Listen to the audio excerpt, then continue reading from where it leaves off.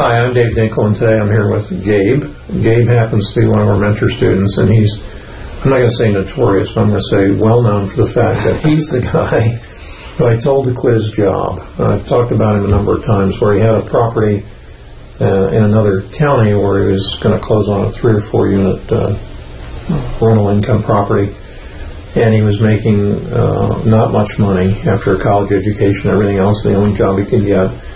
But I said to him, you're going to make more in that deal than you made all of last year. Why don't you go ahead and quit? Because they were hassling you at work about making phone calls and stuff even on your lunch hour. Right. So he did quit. And, of course, what happens is it didn't close. And it was a little terrifying for a month or so.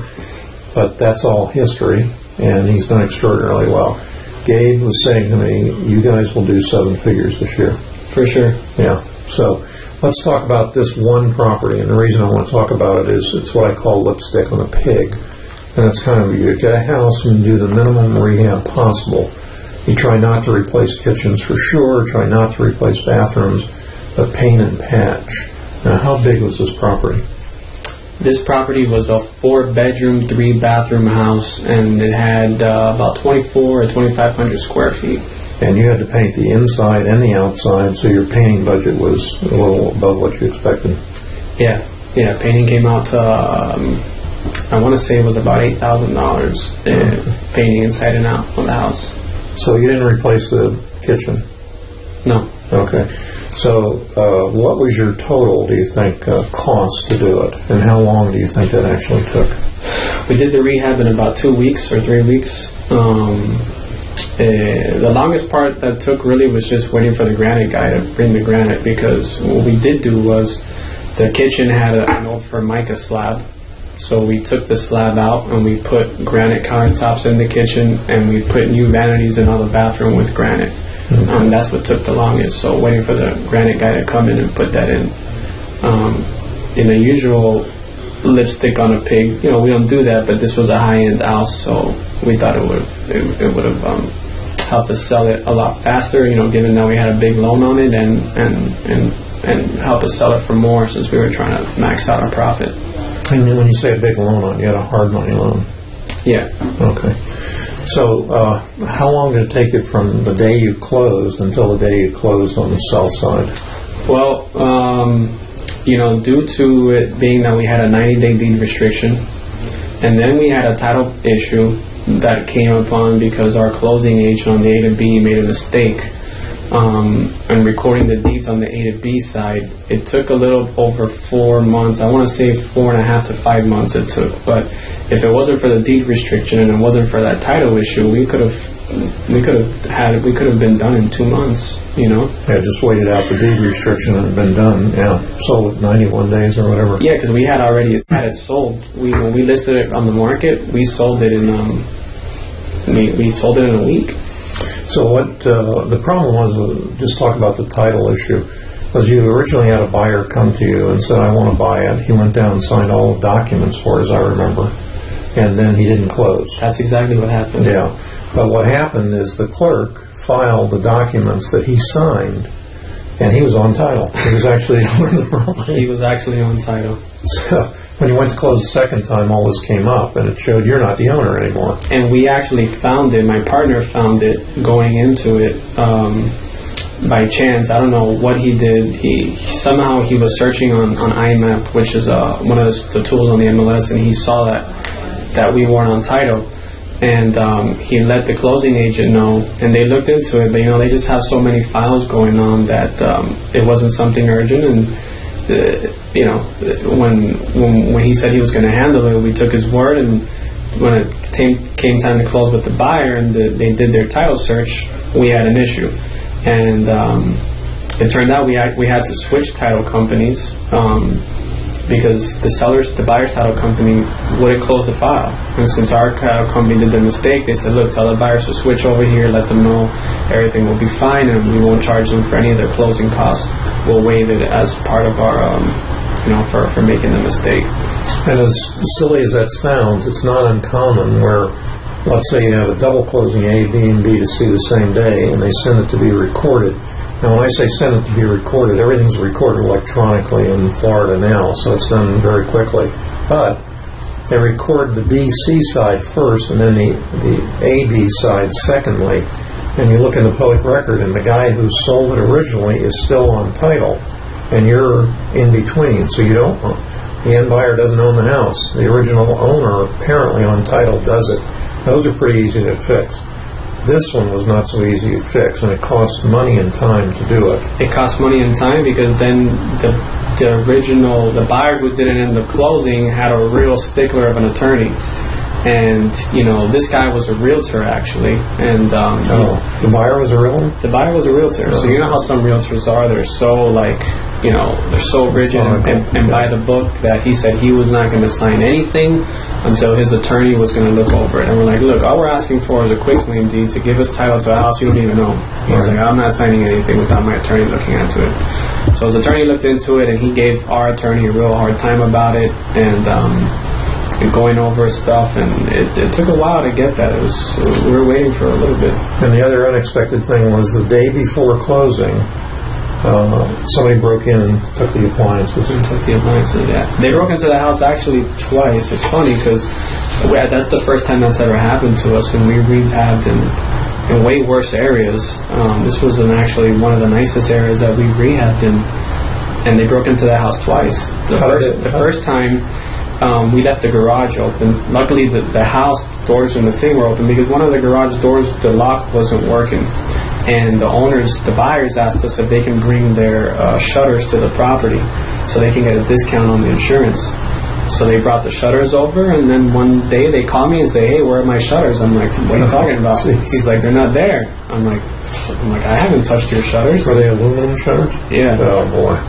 It's really easy to resell on the metals market and expensive to begin with. Yeah, probably, $1,500, $2,000. Easily, yeah. But what happened then? They had to replace them themselves. Yeah, I told them that I wasn't going to pay for it because those weren't my shutters, and I was sorry. When the appliances thing stole, they actually closed, and the day of the closing, they went home, and I get a call at 6 o'clock at night, and me and my fiance are looking at the call because she does our sales, and I'm like, oh boy, here we go. What happened? So they call and they're freaking out. Someone broke into the house and the door was open and all the appliances are gone and they left holes in the wall. And I was they did? They actually vandalized it? Well, because where the fridge was, it was so close to where there was an island. And in order to take the fridge out, you have to actually remove the handles for the fridge to come out. Yep. So, when they were dragging it off, the floors were wood laminate floors, so they scratched all the floors. They scratched a whole bunch of walls. And they were very nice buyers. I felt bad. We didn't have to replace them because technically it was already their house. They already closed. It was their house, but I felt bad, and they had already lost their shutters. So I talked to my partner. I said, look, I think we should give them the appliances, and he was fine with it. So we put in the new appliances, and we just didn't fix anything else. We didn't send anyone to go paint or anything. We said, look, we'll give you the appliances, and anything else, just deal with it, Okay. So you, for some of you who are curious about where the property came from, this was a short sale. Yeah. And what you guys do with your short sales is you work them, I'm going to say, in-house. Right. You have a designated person. What that takes away from the equation is an attorney's negotiation fee and whatever else is involved in that. So you pay your short sale person based on the file that's completed. I pay her. She gets paid hourly, she gets paid a salary, and we pay. She's in house and she does other things. Right. She started off as like, let's say, our executive assistant. And now she does strictly, she coordinates our closings, and she does short sales. I train her on how to do the short sales because I negotiated many short sales myself, and it works out great. I save $2,000 or $3,000 per short sale, and it's easier because regardless whether we close or not, she still gets paid. And what I've noticed is that when you hire somebody who doesn't get paid unless your short sale closes, it's very stressful to try and negotiate for a good price when their livelihood depends on it. Yeah. They just want to get it closed. They just want to get it closed, you know. And sometimes they may fight with you and say, look, you're getting a good price, just take it. But, you know, it's your business and you want to take it at the price you want. So when you have somebody who gets paid regardless, it's easier to do that. So let's see how well she did on this now. She happens to be a virtual assistant. What country is she in? In India. She's India. Okay, so she speaks English, not American. She's in Calcutta, India. Okay. So she negotiated the short sale for what price? What did you actually close at? We bought the short sale for when it was all said and done. Well, the thing is that we got a realtor. We take the commission also. Okay. Since my partner's a realtor. Okay. So with the commission and everything, with the credit of the commission, I think we were all into it for like 185 or 188 or something like that. Okay. So say 190, just pick a number. And what did you sell it for? We sold the house for 340, but we didn't pay commission on the sales side. Okay. So when all that smoke cleared from 190 to 340, you netted $90-some thousand. $90-some thousand, yeah. So he told me when he first was getting ready for the closing, he said, I got my first 6-digit lipstick on a pig. But it turned out to be very close, but not quite 6 digits. It turned out to be slightly under. Does it really matter? No. Okay. So that's an idea of how to do short sales. Have somebody in-house in another country as a VA actually does them, does a good job, and there's some real insights into how you're doing your deals. Yeah, because so many people think, you know, I know you teach your students, and you taught me to be fearless and about short sales not being so complicated. So many people think short sales are this complicated thing that, you know, only special people who know about them can do them, and it's not quite the case. If you actually I would recommend for anyone who's doing a short sale to actually just do one yourself, like completely from beginning to end. And they're not that hard. It's just a follow-up process. Yeah, so it's a tenacious follow-up process. I didn't ask you this, but how long do you think it took her from the time you got it under contract to actually it was approved by the lender? That one, right now we're averaging about 3 months in our business, but that one was over 3 months. That one took about 6 months. It was also behind on taxes, and that specific property, it went to foreclosure, so we had to file a motion to stop the sale, and I think we filed a bankruptcy for her. So when we filed the bankruptcy, that stops the whole entire short sale process until the bankruptcy gets dismissed. So that also, delayed our process a little bit. So that's great, though. You had to have some legal maneuvers to be able to get it. She came out better, you guys came out great, and the bank got its money anyway. Yeah, she was super happy. She was a little bit skeptical at first about doing the bankruptcy. We gave her about $3,000 for moving expenses, and we told her, look, if you do the bankruptcy, we'll give you $5,000. And we referred her to a credit repair company that told her when she files the bankruptcy, it's going to show in her credit report, but since it's getting dismissed, that it's a very good case that they can go to the credit bureaus and get that removed from her credit report, because she was concerned about it. Yeah, rightfully so. And, the $5,000 and her talking to the credit repair company gave her confidence, and she went forward with it and filed the bankruptcy. Okay, so now that you're one of our fearless mentor students, what would you say to new people who are thinking about coming into the program? Yeah. I'd say that if you're passionate about real estate and real estate, makes sense for you, this is definitely, one of the best programs to get into.